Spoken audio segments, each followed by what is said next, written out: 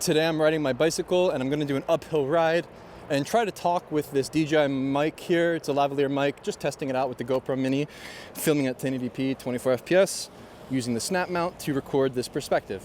So I want to talk about courage in photography and what that means to me, and just kind of give you a story here about my journey as a photographer. So I learned photography through my Uncle Bill. My Uncle Bill was a great man. He had a Leica M3, right? My Uncle Bill had a Leica M3. He brought me to the mall for the first time with the camera to teach me about the settings, to teach me about the mechanics, the technicalities, and all these kind of things.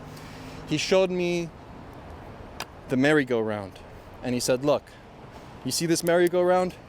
You can either stop this motion at 1/1000th or 1/500th of a second, or you can go to 1/15th of a second and look at that motion blur. And he introduced me to the technical settings this way. He brought me then to the Build-A-Bear workshop. He showed me the advertisement of the bear. And he said, look at that bear and watch this girl. She's coming by. And the girl had the bear in her hand. And he told me, this is a juxtaposition. This is a way to photograph. This is something that you can do as a game, as a way of seeing. He didn't introduce me to street photography. He didn't introduce me to any of this sort of stuff. He just showed me how to see. And so when the teddy bear passed by the advertisement, he made that relationship. And I was opened up to the world of street photography from there. And so with the M3, I would go through the woods in my backyard, practice my composition, practice exposing, and I learned at a very young age, around 17. So I really did have a great teacher at first. A family guy that had an amazing camera and really good advice right off the bat. And so where this ties into my story about courage, it comes to the time I decided to go to university and study photography. And now I'm not sitting here, talking about this story, recommending you to study photography or anything. If anything, I say don't. Don't go to school for art. But I was fortunate enough to have the education I had, and I went to school in Baltimore. Now in Baltimore, in 2016, when I transferred over from studying graphic design, which I hated because I hated sitting behind the computer, I just wanted to go out and see what Baltimore was. I didn't want to make graphics for the local businesses in Baltimore. I wanted to go out and see Baltimore. And so I did that. I purchased a Ricoh GR2, put it in my pocket, and I walked around these neighborhoods that people otherwise don't go to. West Baltimore, Sandtown, Winchester. This neighborhood isn't somewhere where you go with your camera. It's not a safe place. There were a lot of close calls, but a lot of nice things I saw. I remember photographing for the first time at a basketball court, and these young men, they were playing basketball. I didn't know what I was doing. My camera was set to P mode, and I was just pointing and shooting, exploring with my new digital device. And I wound up taking one of my best pictures that was then recognized as first place for the Miami Street Photography Festival, judged by Martin Parr back in 2016. So I had a sort of pat on my back right away that I did something good. And when I think back at this time, I think about the mural on the wall behind the basketball players and the relationships I made between the foreground and the background. And that's something I have always done. Throughout my throughout my journey, I've always had a thing for relating the foreground to the background. But after I made that picture, I turned the corner, and these young men were gambling, right? They were shooting dice. There was money on the ground. And there was angry energy emitting from the basketball court. You could sense that something was wrong, right? They began to fist fight, and I remember being there with my camera as a witness. And I just made a picture. Money on the floor, gambling, and I got the fuck out. I remember walking home that day, importing the photos off my SD card, thinking, phew, thank God I got out of there. So, yeah, the first picture I took really opened me up to, the sort of world of curiosity and courage through the medium. Yeah, I don't know. I think that courage is really important. If you're on the brink of danger or on the brink of failure or disaster, that's usually where the success or the good moments lie, right? Look at this angel statue. It's kind of beautiful. And so,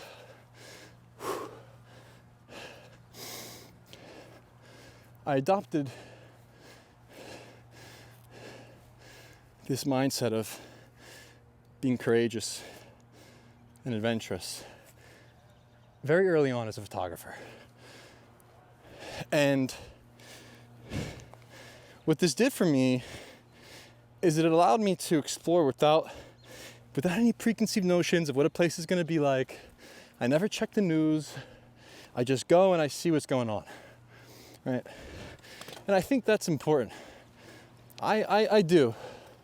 I don't do much research. I kind of just explore and use my open mind to guide me. And so, throughout my time in Baltimore, I made a lot of good pictures early on that I'm proud of to this day. And so, when I think back at them and I recognize some of the moments, it reminds me of what was leading up behind those pictures I took. There was a lot of close calls. I remember photographing a little girl holding a flower in front of a mural, and a drive-by happened right in front of my eyes, shooting towards us. I had to duck behind cover, just photographing in Baltimore, okay? In an American city. This was the first sort of place I've ever photographed, really, seriously. And because of that, it gave me the courage to do and go wherever the fuck I want, right? And so I did. After my time in Baltimore, I decided to go to Jerusalem and study there.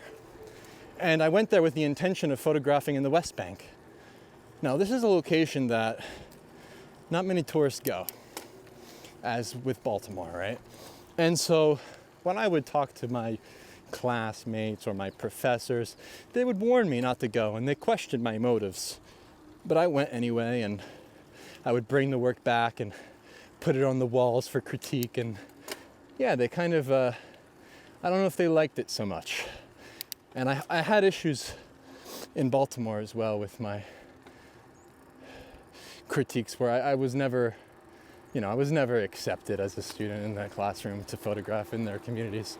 They didn't like that I was photographing Baltimore. They didn't like that I was photographing the West Bank. I don't know why, but that was the reality. And that was my experience, and I just did it anyway. Right? I have the courage, I have the balls to go out and shoot whatever I want. And so, traveling throughout the West Bank, I've learned so much about life that, pretty much completely changed my paradigm. I saw the way that the Palestinians lived, and the wall, the big looming wall, the 100,000 refugees gathered in Camp Shafat. sewage everywhere, garbage everywhere. You know, not much really there for the people. Just a big wall and 100,000 of them stacked on top of each other.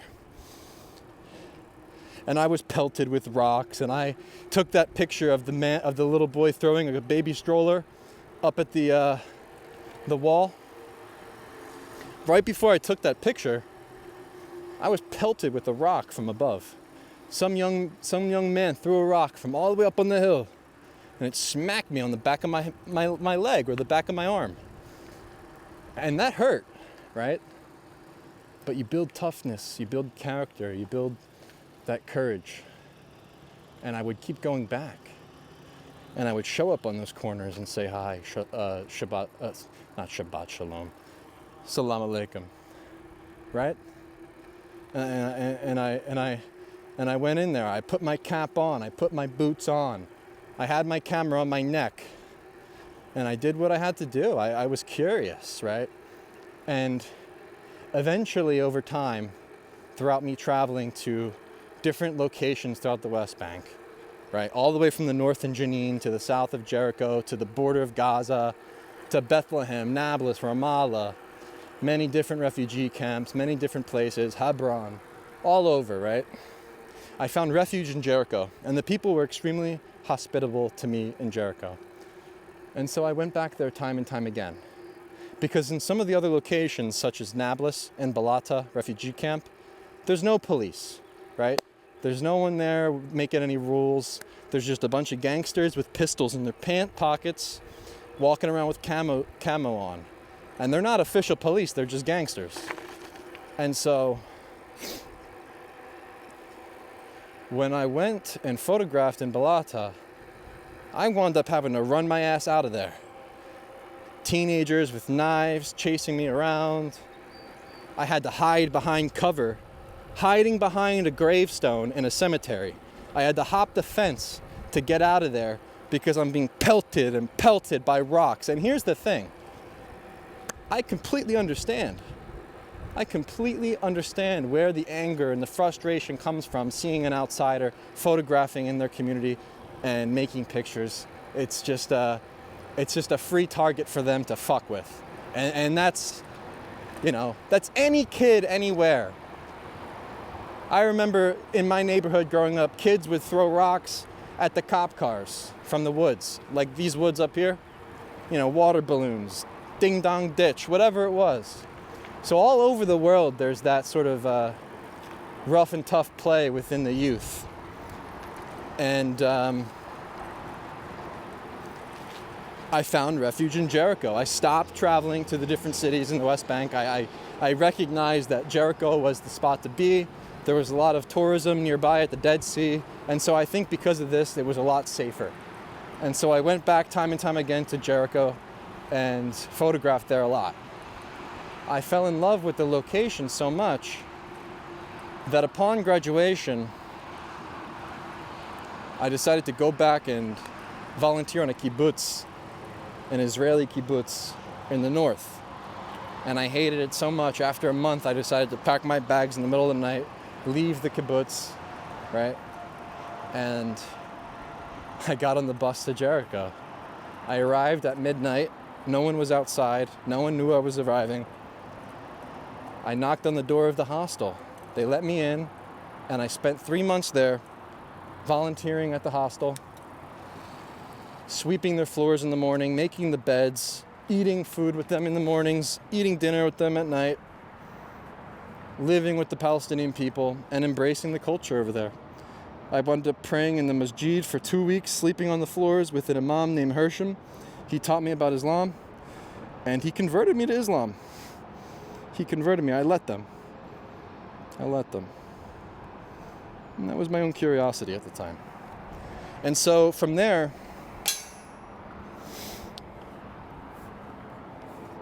I realized that courage is everything. The courage to pack up in the middle of the night and say, I don't like this, I'm going to Jericho, right? The courage to go and to see and to witness and to embrace the culture wherever you may be, no matter what hardships you face, no matter what your professors or your classmates say, You go and you do the thing that you love. And I remember before I traveled to Jericho and, spent my time on the kibbutz gardening and farming and milking cows and sort of living that sort of commune lifestyle, which I wasn't a fan of. Yeah, I thought about it a lot, and I wanted to experience more. And so I decided to join the Peace Corps. I joined the Peace Corps after having advice through this workshop. I received a scholarship through my school or whatever. Like the Aperture guy, Chris Boot, came and he was like looking at our work, and he went out to smoke a cigarette, whatever, and I went and talked with him, and he recommended I go to the Alex Webb workshop. And so I went there on a scholarship, and yeah, he taught me how to edit the work, sequencing and whatnot. And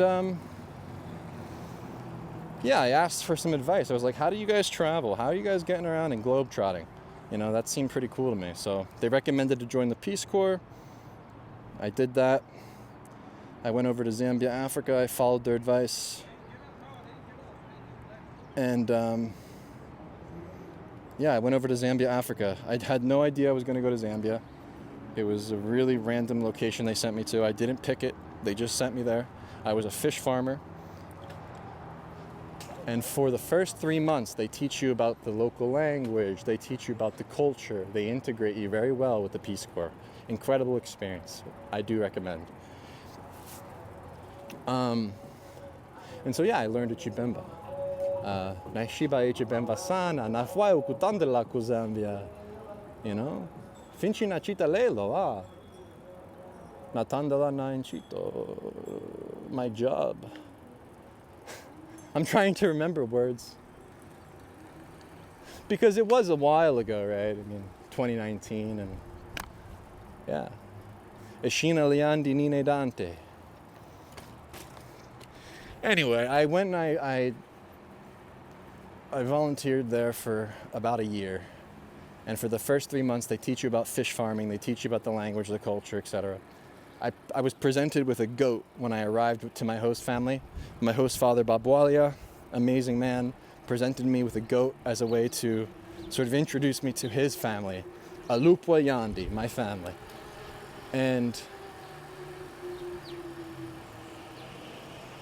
I learned a lot over there. I slaughtered the goat. I learned how to prepare chickens. I would dunk them in boiling water, peel the feathers, cook it, everything. Work in the farm, work in the fishing farms, the fish ponds, etc. And, I saw a lot of amazing things in Zambia. The simple life of village life, living off of the fat of the land and farming each day, bringing home your food. I recognized that the women in the community, they held the community down. The women, they would walk around with babies on their back, with sticks on their head, bringing the firewood home, picking berries in the gardens, right? Bringing back the bush fruit, sweeping the floors in the morning. The little girls, about 5 years old, peeling the scales off of fish, cooking, cleaning, at 5 years old, But unfortunately, in these conditions by the lake, there's lots of disease and malaria and stuff like that. And one of my host sisters, Misos, 12 years old, passed away while I was living there. She died. And the tragedy that I witnessed was just horrific. My host father and my mother, they both lost, I believe, 3 kids. They had a big family. And every family in the village is big. They have lots of kids, but a lot of them don't make it. I remember seeing Misos with cuts on her body because my host father, he believed that by cutting the skin, he believed he was getting rid of the disease. He was draining the blood, and it was so sad. She had pitch red eyes, bloodshot eyes every day. And she was just starting to warm up to me. And she was just starting to play with me and build forts outside of my house and watch silly cartoons on my phone and share my American culture with her. And I decided after that, I mean, we prayed in the church together all of the time. The Seventh-day Adventist Church became my new faith for that year, right? I remember going to the church camp for 2 weeks. They set up these makeshift churches and homes using sticks and tarps and trash bags, etc. And I slept on the floor of one of those huts, and no running water, no electricity, washing your clothes by hand, getting the water from the well. I did these things for that year, and being out there at that church camp, I was able to witness baptisms in the lake. At Lake Bangweulu, they dunked people in the water, and hundreds of, I feel like there was 1,000 Zambian people gathered on the lake getting baptized, it felt like. There were so many people. And it was incredible. It really was. But the courage to go and to see and to witness and to learn and to grow, that's all tied into the photographic process. That's what it's about. For me, it's about experience. It's about life in general. The picture, it comes alongside of it. And I sought something more in my life from a very young age. I sought what was on the other side, And I decided to just do it. And so I came home from the Peace Corps, evacuated due to COVID-19, and that really sucked. My grandmother, she passed away. It was a hard year. 2020, I barely took any pictures, but I got back at it, picked up the X Pro 3. That piece of shit camera broke down on me 2 times within just like 6 months, not even. I had to postpone my future travel plans because of it. I went over to India, I went over to Hanoi, Vietnam, and Mexico City, all in that 1 year in 2022, because I felt like I had to give my all. I had to go and do as much as I could because of the limitations of the piece of shit equipment and COVID combined. And so I just, I got the vaccine, I went abroad and I did it again.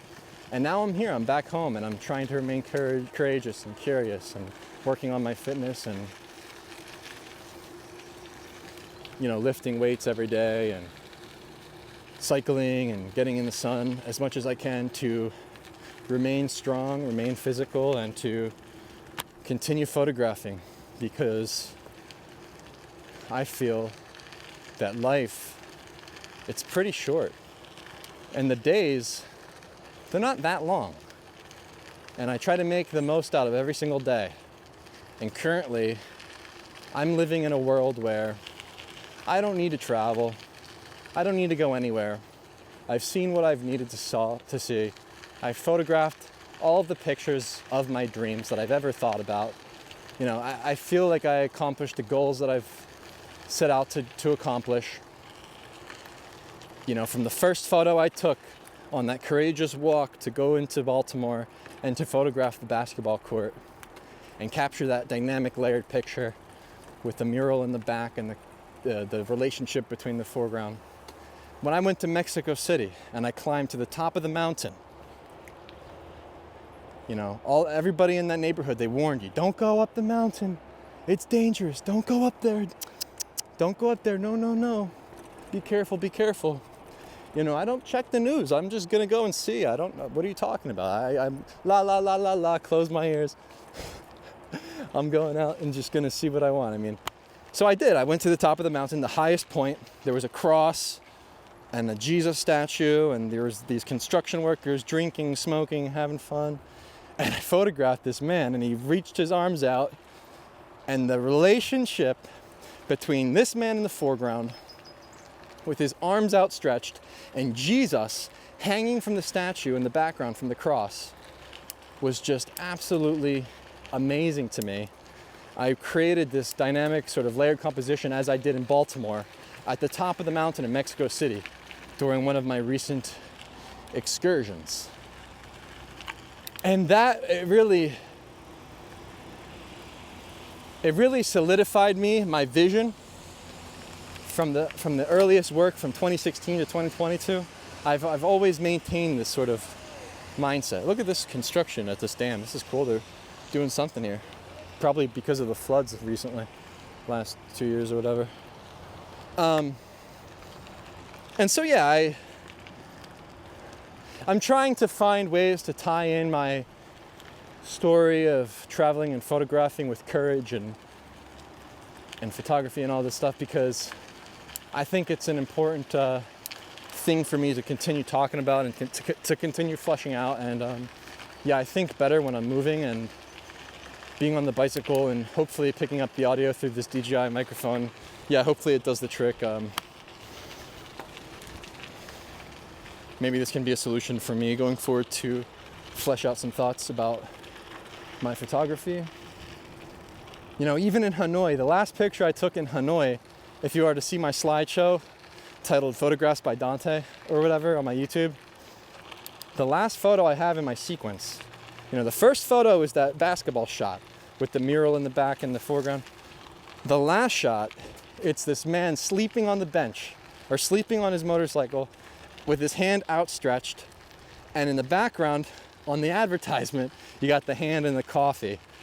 And this relationship, it's like it's me. That's me in that picture, sleeping and saying bye bye, I'm done, because I think everything needs to come to an end and it's time to move on. And so I'm pushing forward with courage to photograph what I want, how I want, when I want, posting and publishing when I want, how I want, without an audience, without any real reason or rhyme or reason. I'm just doing it to flesh out my thoughts, my ideas, and make my own media, make my own movies, make my own TV, because I think it's a brave new world for photography. It's a brave new world for life in general. Social media, technology, all these things are shaping the way that we live, and I want to embrace it in a way that's raw, that's authentic, that's me, that's true to me. And so for me to just speak my mind and publish my thoughts, I'm hoping to seek refuge and courage within the medium of photography. So I'm going to finish this video here as I exit the towpath.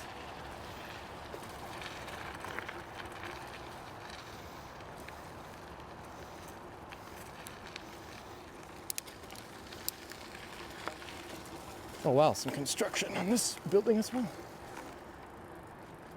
I'm pretty far out right now.